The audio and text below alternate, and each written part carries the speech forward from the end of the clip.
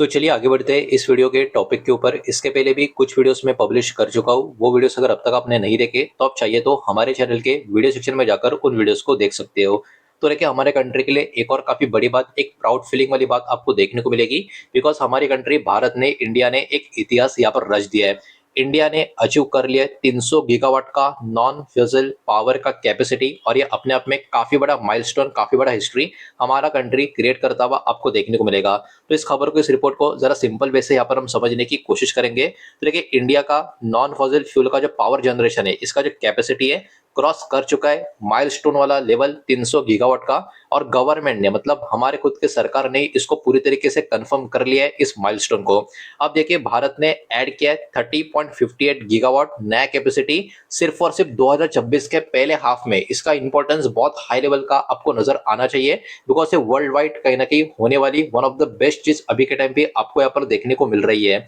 अगर इसको आप परसेंटेज के हिसाब से देखोगे तो ये अराउंड 25% ज्यादा है सेम पीरियड जो 2025 में था उसके कंपैरिजन में। मतलब 25% हम काफी तेजी से और काफी फास्ट तरीके से ऊपर की तरफ इस कैटेगरी में जाते हुए हमको यहाँ पर नजर आ रहे हैं। पिछले 2 सालों की अगर हम बात करें, इंडिया ने, मतलब हमारे कंट्री ने ऑलरेडी ऐड कर लिया है 90 गीगावाट का रिन्यूएबल एनर्जी कैपेसिटी, जो अपने आप में ही एक बहुत ही बड़ा नंबर यहाँ पर हमको देखने को मिल रहा है। हालांकि ओवरऑल बात करें, अभी भी हमारा जो ओवरऑल एक पर्टिकुलर चीज चल रहा है, 500 गीगावाट का नॉन फ्यूजल कैपेसिटी का टारगेट है हमारा 2030 तक, और उसी को अचीव करने के लिए हमारा कंट्री प्रॉपर तरीके से आगे बढ़ता हुआ नजर आ रहा है। और जिस स्पीड से हम आगे बढ़ रहे हैं, कहीं ना कहीं 2030 तक का जो 500 गीगावाट नॉन फ्यूजल का कैपेसिटी का जो टारगेट है, वो भी कहीं ना कहीं अचीव करने में कोई बहुत बड़ी परेशानी यहाँ से इस नंबर के हिसाब से तो होनी नहीं चाहिए। तो देखिए इस रिपोर्ट में बहुत सारी चीजें इससे कनेक्टेड जो है इसमें मेंशन की गई है, तो एक एक करके उन पॉइंट्स को भी यहाँ पर हम देखेंगे। सबसे पहले पीएम सूर्यागर मुफ्त बिजली योजना, इसका भी एक बहुत बड़ा रोल यहाँ पर बताया जा रहा है। तो इसमें भी अपडेट हमको देखने को मिल रहा है। More than 50 lakh house hold ने ये कहीं ना कहीं स्कीम को ज्वाइन किया है, और रूफटॉप सोलर का जो इंस्टॉलेशन है वो भी इंक्रीज हो चुका है 3 गुना, 3 टाइम्स। तो ये भी अपने आप में बहुत ही बड़ी डेवलपमेंट इस पर्टिकुलर स्कीम के तहत हमको देखने को मिल रही है। 16,000 के आसपास हाउस होल्ड्स कहीं ना कहीं यहाँ पर रूफटॉप सोलर हर दिन इंस्टॉल करते हुए नजर आ रहे हैं। ये कहीं ना कहीं इस चीज में, इस रिपोर्ट में इन्होंने मेंशन करके रखा है। और इतना ही नहीं, रूफटॉप सोलर का जो कैपेसिटी है वो 14 गीगावाट अकेले इस कैटेगरी में जाता हुआ हमको देखने को मिल रहा है। बहुत सारे जो हाउस होल्ड्स है उन्होंने रिपोर्ट किया है कि यहाँ पर काफी कम और जीरो इलेक्ट्रिसिटी बिल भी इसके वजह से जनरेट हो रहे हैं। तो ये भी अपने आप में काफी इंटरेस्टिंग बात यहाँ पर हमको देखने को मिल रही है। कुछ कंज्यूमर्स की बात करें, कहीं ना कहीं जो सरप्लस इलेक्ट्रिसिटी ग्रिड को सेल कर रहे हैं उससे भी उनका अर्निंग हो रहा है। ये भी एक इंटरेस्टिंग पॉइंट यहाँ पर हमको देखने को मिल रहा है। तो पीएम सूर्यघर मुफ्त बिजली योजना जो है, इसके अंतर्गत भी एक बहुत ही बड़ा कहीं ना कहीं रेवोल्यूशन होता हुआ हमको हमारे कंट्री में देखने को मिल रहा है। ये अगर हम बोलेंगे तो ऑब्वियस सी बात है, तो कुछ गलत नहीं होगा। अब सेक्टर की इंपैक्ट की अगर हम बात करें, यहाँ पर हो रहा क्या है ये सबसे पहले आपको समझना होगा।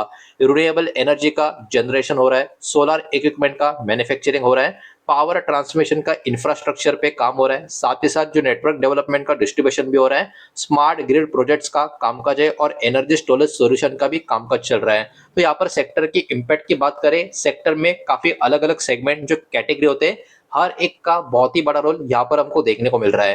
तो इस रिपोर्ट के हिसाब से ऑब्वियस सी बात है, ये गेम जो है, ये गेम काफी बड़ा है, ये गेम काफी लॉन्ग टर्म का है, और काफी डेप्थ वाला भी आपको नजर आएगा, जिसके कारण बाजार के जो बहुत सारे कंपनियां, बहुत सारे जो शेयर्स है, वो मार्केट की फोकस में कहीं ना कहीं अभी भी बने हुए और आने वाले सालों के लिए भी बने रह सकते हैं। तो कौन से कंपनियां हो सकती है या फिर देखने को मिल रही है, उनके नाम एक एक करके अभी हम देखेंगे। लेकिन उसके पहले वीडियो को लाइक कर देना, वीडियो को शेयर कर देना। पहली बार चैनल पर आ चुके हो तो चैनल को भी सब्सक्राइब जरूर कर देना। और जो भी कंपनी के नाम, स्टॉक के नाम अभी हम देखने वाले हैं, ये किसी भी तरीके का बाय सेल का रिकमेंडेशन नहीं है, इन्वेस्टमेंट का एडवाइस नहीं है। इस बात को भी यहाँ पर आप ध्यान में रखें। तो सबसे पहली कैटेगरी यहाँ पर हमको जो देखने को मिल रही है वो है दोस्तों सोलर और रिन्यूएबल एनर्जी का कैटेगरी। इसमें NTPC green energy, Adani green energy, उसके बाद टाटा पावर, जेएसडब्ल्यू एनर्जी और टोरेंट पावर, ये कंपनियां इस कैटेगरी से बाजार की फोकस में बनी रहेगी।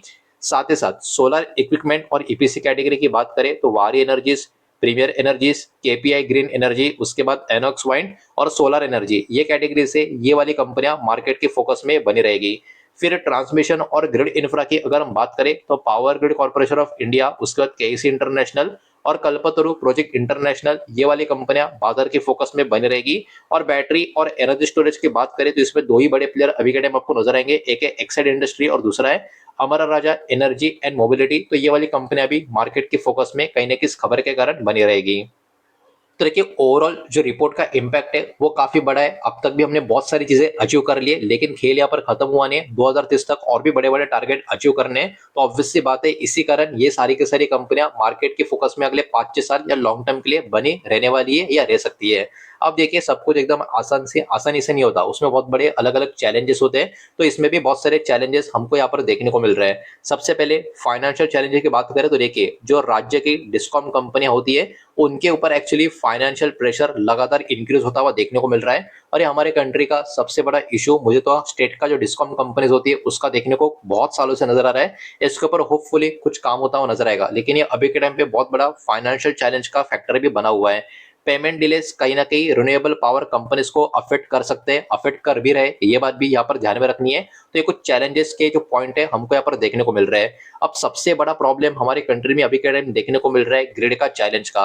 अब देखिए और भी ज्यादा सोलर और विंड पावर का रिक्वायरमेंट के लिए मजबूत इलेक्ट्रिसिटी ग्रिड का होना भी जरूरी है, और इसके लिए कहीं ना कहीं इन्वेस्टमेंट भी काफी बहुत ज्यादा जरूरी होगी स्मार्ट ग्रिड के लिए और ट्रांसमिशन लाइन के लिए। तो ये अभी के टाइम पे बहुत बड़ा आप कह सकते हो इंपॉर्टेंट फैक्टर इस कैटेगरी में बना हुआ है। उसके बाद एनर्जी स्टोरेज की अगर हम बात करें तो बड़ी बैटरी का स्टोरेज सिस्टम भी कहीं ना कहीं यहाँ पर बहुत ही ज्यादा इंपॉर्टेंट रोल प्ले करता हुआ आपको देखने को मिलेगा। स्टोरेज कहीं ना कहीं जो आप कह सकते हो एक पर्टिकुलरली रिन्यूएबल एनर्जी जनरेशन के लिए मैनेज करने के लिए बहुत ही इंपॉर्टेंट फैक्टर अभी के टाइम जो माना जा रहा है। तो इसके ऊपर भी मार्केट का एक ध्यान बना रहेगा। एनर्जी स्टोरेज भी अभी के टाइम पे एक बहुत बड़ा चैलेंज यहाँ पर हमको देखने को मिल रहा है। उसके बाद सप्लाई चेन की बात करें तो देखिए सोलर सेल का और बैटरी मटेरियल्स का जो प्राइस है उसमें भी फ्लक्चुएशन देखने को मिल रहा है, और आने वाले समय में भी इसमें फ्लक्चुएशन देखने को मिल सकते हैं। इसमें जियोपॉलिटिकल जो इशू है वो भी कहीं ना कहीं हमको देखने को मिल रहा है, बिकॉज अभी भी बहुत सारी चीजें हमारी इंपोर्ट के ऊपर भी चलती हुई नजर आ रही है। तो ये अपने आप में सप्लाई चेन का मैनेजमेंट के लिए बहुत बड़ा फैक्टर यहाँ पर रहने वाला है। इनपुट इनपुट कॉस्ट जो ऊपर की तरफ लगातार हमको देखने को मिल रहा है वो प्रोजेक्ट का एक्सपेंस को भी इन्फ्लुएंस करता हुआ नजर आ सकता है। तो ये भी अपने आप में एक बहुत ही बड़ा फैक्टर चैलेंज का यहाँ पर देखने को हमको मिल रहा है। तो ऐसी बहुत सारी चीजें होगी जिसके ऊपर मार्केट का नजर रहेगा, मार्केट का मॉनिटरिंग रहेगा कि 500 गीगावाट का टारगेट 2030 तक जो हमको अचीव करना है इसका प्रोग्रेस सही डायरेक्शन में हो रहा है या नहीं हो रहा है।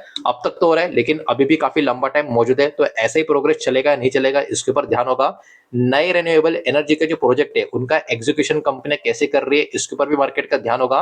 नेशनल ग्रीन हाइड्रोजन मिशन का जो डेवलपमेंट है ये किस तरीके से हो रहा है, इसमें क्या क्या अपडेट्स निकल कर आ रहे हैं, इनके ऊपर भी ध्यान होगा। और सबसे इंपॉर्टेंट इशू डिस्कॉम का फाइनेंस का इंप्रूवमेंट होगा या नहीं होगा, ये कहीं ना कहीं बहुत ही इंपॉर्टेंट फैक्टर अगले कुछ सालों के लिए यहाँ पर रहने वाला है। बैटरी स्टोरेज के जो कॉस्ट है उसका ट्रेंड कैसा रहता है ये भी एक चीज फोकस में रहेगी। साथ ही साथ ट्रांसमिशन और ग्रिड इंफ्रा का जो एक्सपेंशन का काम हमारे कंट्री में हो रहा है वो किस स्पीड से जाएगा, कितना जल्दी होगा, ये भी एक बहुत ही इंपॉर्टेंट रोल यहाँ पर प्ले करेगा। भविष्य में रिन्यूएबल एनर्जी का जो कैपेसिटी का एडिशन है उसके बारे में भी क्या क्या अनाउंसमेंट कंपनी के द्वारा सरकार के द्वारा निकल कर आती है इसके ऊपर भी मार्केट की नजर कहीं ना कहीं बनी रहेगी। तो देखिए रिपोर्ट तो अपने आप में काफी पॉजिटिव है, इसमें कोई डाउट नहीं, और ये गेम लॉन्ग टर्म का है ये बात भी हमको यहाँ पर समझ में आ जाती है। और वही डेटा एकदम सिंपल वैसे मैंने अभी आपके सामने प्रेजेंट किया है। जो भी डेटा आपके सामने प्रेजेंट किया है सब कुछ एजुकेशनल इन्फॉर्मेशनल न्यूज पर्पज के हिसाब से ही है। किसी भी तरीके का इन्वेस्टमेंट का एडवाइस या स्टॉक का रिकमेंडेशन मैं आपको दे रहा नहीं हूँ, ना ही मैंने आपको दिया है। इस बात को भी यहाँ पर आप ध्यान में रखें। उम्मीद करता हूँ वीडियो समझ आया होगा, पसंद आया होगा तो वीडियो को लाइक करें, दूसरा शेयर करें।